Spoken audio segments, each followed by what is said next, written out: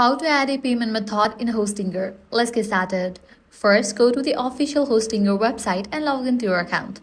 Once you are in, navigate to Billing section from the top navigation bar. Now under Billing, click on Payment Methods. Click on the option Add Payment Method button. You will now be asked to choose between a credit or a debit card, PayPal, Google Pay, Apple Pay. Select your preferred option. Enter your payment details carefully.